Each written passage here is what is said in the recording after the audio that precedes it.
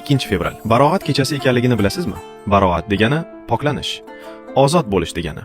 Ya'ni gunohlardan poklanishdir. Chunki bu kechada Alloh taolo mo'min bandalarni gunohlardan poklab, do'zaxdan ozod qiladi. Inson umri rizqlari taqdir qilinadi, ya'ni belgilanadi. Sha'bon oyining yarmi 15 kuniga to'g'ri keladigan bu kecha Rasululloh sallallohu alayhi va sallam hijratning 2-yilida aynan shu davrda qibla Baytul Maqdisdan Makka Baytulloh tomonga o'zgartirilgan.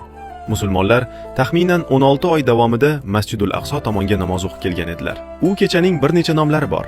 Poklanish kechasi, duo kechasi, taqdir kechasi, ijobat kechasi, muborak kecha, shafoat kechasi, mag'firat kechasi, kafforat kechasi va do'zaxdan ozod bo'lish kechasidir. Farishtalarning osmonda 2 bayram kechasi bor. Xuddi musulmonlarning yer yuzida 2 bayram kuni, Ramazon va Qurbon hayiti bo'lgani kabi. Farishtalarning bayrami Baroat va Qadr kechasidir. Shu sababli Sha'bon oyining o'rtasi farishtalar bayrami kechasi deb ham ataladi. Bu kechani qo'ldan boy bermay foydalanib qolishlik lozimdir. Kunduzlari roza, kechalari namoz, zikr, istig'for, salovat, tilovat bilan o'tkazaylik. Kim ham gunohlari kechirilishini, umri va rizqi yaxshi tomonga burilishini va do'zaxdan ozod bo'lishini istamaydi. Bu kunni Baroat kechasi sanasini faqat yaxshilikni ravo ko'rgan insoningizga jo'natib qo'ying.